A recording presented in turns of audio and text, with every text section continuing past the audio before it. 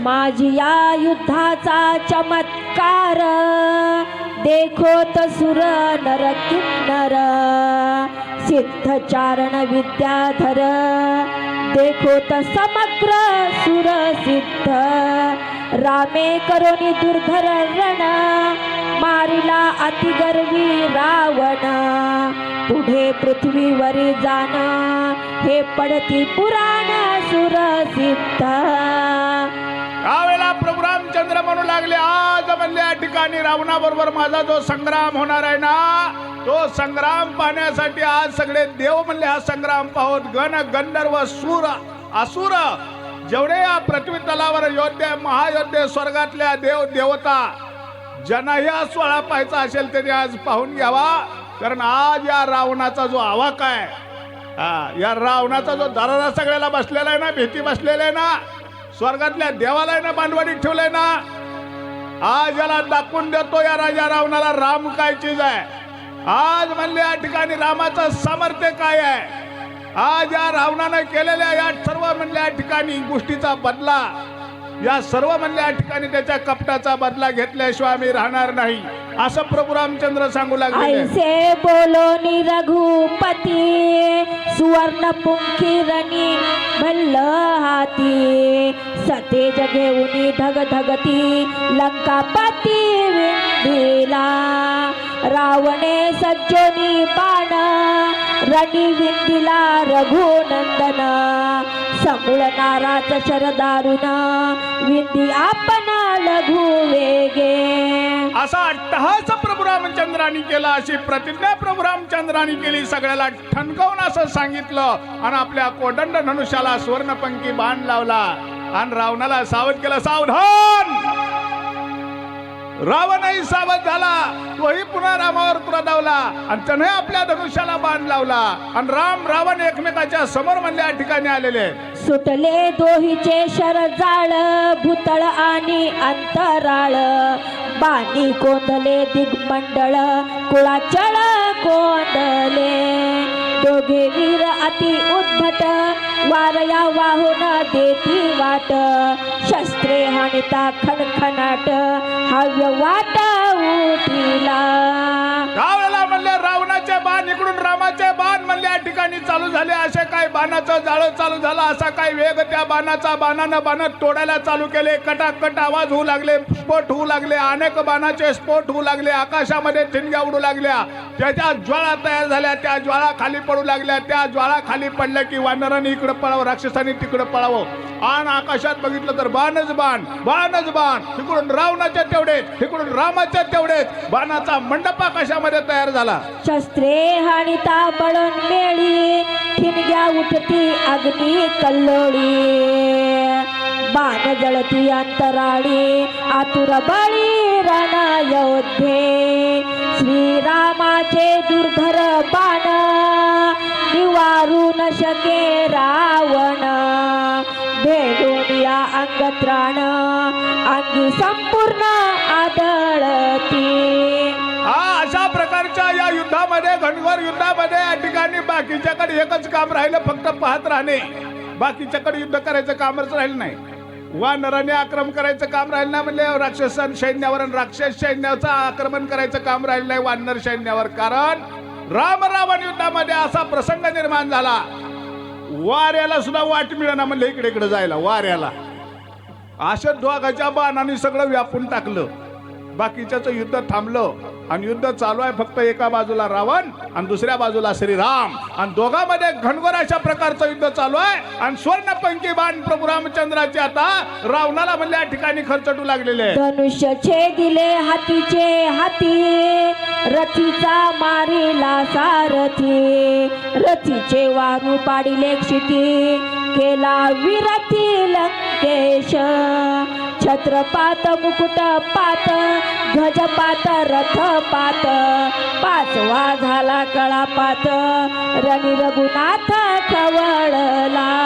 त्यावेळेला म्हणजे दिव्य रथात दुसऱ्या रथात रावण बसला होता पहिला रथ तर चुरा झाला होता दिव्य अलंकार दुसरे घालून राजा रावण रामासमोर पुन्हा त्या रथामध्ये येऊन या ठिकाणी युद्ध करत होता एवढे बाण रावणाने सोडले, त्या बाणाचं खंडन प्रभू रामचंद्राने केलं आणि दिव्य बाण ज्या वेळेला म्हणजे रावणावर सोडायला चालू केले, एका बाणामध्ये ड्रायव्हर उडवला, दुसऱ्या बाणामध्ये रथाचे रावणाच्या घोडे उडवले, म्हणजे या ठिकाणी प्रभू रामचंद्राने घोडे मारले. तिसरा बाण सोडला, रथाचा टप झेंड्यासहित आकाशात पाठवला. चौथा बाण प्रभू रामचंद्राने सोडला, रावणाच्या हातातला धनुष्य तोडला. पाचवा बाण प्रभू रामचंद्राने सोडला, रावणाचा मुकुटाचा चुरा झाला, 100वर तुकडे झाले. रावण हताहत झाला, रावणाच्या हातात शस्त्र राहिलं नाही, रावणाचा रथ म्हणजे ठिकाणी ड्रायव्हर राहिला नाही, रावणाच्या रथाला घोडे राहिले नाहीत. रावणाची अशी दुरावस्था या ठिकाणी प्रभू रामचंद्रांनी केलेली आहे. छेदावया दशकंठी रामेश्वर सज्जिले नेटी, तव रावणे देऊनी पाठी उठा उठी पळाला. रणे मारावा रावण निर्वाण नेमे आला रघुनाथ, रावण पळून बुद्धिवंत जीवघात चुकविला. त्यावेळेला रावणाने विचार केला, आता जर इथं उभा टाकलो तर आता राम आपल्याला सोडणार नाही. राम या ठिकाणी खवळलेला आहे, रामाच्या दिव्य बाणाचा सामना करणं शक्य नाही. म्हणून रावणानं आता पळ काढला. पहिला पळ काढला मगाशी, तो सैन्यामध्ये लपला. पण आता जो रावणाने पळ काढला तो डायरेक्ट गावाकडेच काढला, डायरेक्ट घराकडे काढला आणि रावण पळत सुटला. रामे मारावे रावणासी, रावणाची बुद्धी कैसी, पळून या रणभूमीसी आपणासी वाचविले. रामन मारी पळत्यासी हे कळले आहे रावणासी, पळून या लाग वेगेसी आपणासी वाचवी. रावणाने जी उडी टाकली, रावणाने जी गावाकडचा निटोबाजी धरला, असा काय पळत सुटला. दोन्ही बाजून असं धोतर म्हणले, असं जरा वरीत धरलं सुटला. तुम्ही म्हणाल रावणाला अशी कशी भीती वाटली नाही? राम मागून बाण मारील आणि मागून मुंडकं उडवी लागल, मागून पाठीवर बाण मारील. रावणाला माहित आहे प्रभू रामचंद्र हे क्षत्रिय आहेत, प्रभू रामचंद्राला युद्धाचे नियम सगळे माहित आहेत. एखादा योद्धा जर रणभूमीत पाठ दाखवून जर पळायला लागला तर त्याच्यावर तो योद्धा बाण सोडत नसतो. हा युद्धातला नियम आहे आणि त्या नियमाचं पालन करणारे राम आहेत हे रावणाला माहित आहे. म्हणून त्यानं गावाकडे तोंड केलं आणि रामाकडे पाठ केले आणि बेशक पळत सुटला म्हणले आपल्या गावाकडे. रामबाणी जर्जरी भूत रावण झाला हताहत, काही नचले पुरुषार्थ मागे पळत अति धाके. लंकेचा जो लंकानाथ अपमानिला रणाआत, मोकळ्या केशी पायी पळत घाई कुंतत अति दुःखे. लंकेचा लंकानाथ कोण? राजा रावण. काय दरारा होता गाड्याचा हो. आता कसं आहे, प्रभू रामचंद्रांचा आघात सहन झाला नाही, डोक्यावर मुकुट नाही, मोकळ्या केशी पळायला लागलाय. त्याचबरोबर पायात वाहन नाही, तसाच अनवाणी पळायला जो रथाशिवाय म्हणले ड्रायव्हर शिवाय गाडीशिवाय बाहेर न निघणारा. आज काय अवस्था आहे त्याची. वाटणे अनेक प्रेत राक्षसाचे पडलेले आहेत, तुडवून रावण. आता मला सांगा, सैन्याचा नायकच जर पळून चालला तर सैन्य तिथे कशाला थांबलो? त्यांनी सुद्धा 12 वाटा धरल्या ना. म्हणले आता काय म्हणले, विषयच मिटला. आणि राजा रावण म्हणले या ठिकाणी अपमानलेला आहे.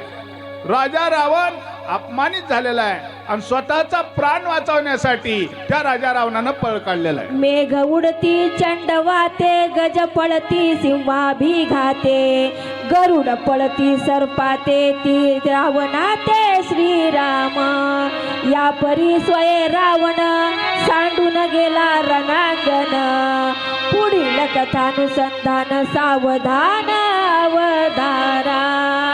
अशा पद्धतीनं लक्ष्मण शक्तीचा पहिला अध्याय आता पूर्णत्वाला आलेला आहे आणि रणभूमीच्या ठिकाणी आता पहिल्या अध्यायामध्ये लक्ष्मणाला रावणानं शक्तीचा भेद केला. लक्ष्मण विकळ पडला आणि प्रभू रामचंद्रांनी राजा रावणाबरोबर महासंग्राम केला आणि राजा रावणाला रणभूमी सोडून पळावं लागलं.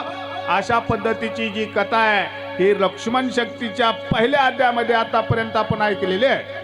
एका जनार्दना शरण रणी पळवोनी रावण उठवावया लक्ष्मण कृपाळू पूर्ण परतला राम स्वानंद कृपाळू रामस प्रेम स्नेहाळू राम स्वये दीन दयाळू प्रणत पाळू श्रीराम राम हा कृपाळू आहे, राम हा दयाळू आहे. भावार्थ त्या प्रभू रामचंद्र आता लक्ष्मण भैयाकडे शिबिरामध्ये वळलेले आहे. टीकाया लक्ष्मण शेक्ती भेदो नाम त्रिचत्वारी शोमाधय दय गोड हा पुंडलिकावर देहारी विठ्ठल श्री ज्ञानदेव तुकाराम पंढरीनाथ भगवान की जय, प्रभु रामचंद्र भगवान की जय, पवन पुत्र हनुमान की जय, शांती ब्रह्म एकनाथ महाराज की जय, संत गोरबा काका महाराज की जय.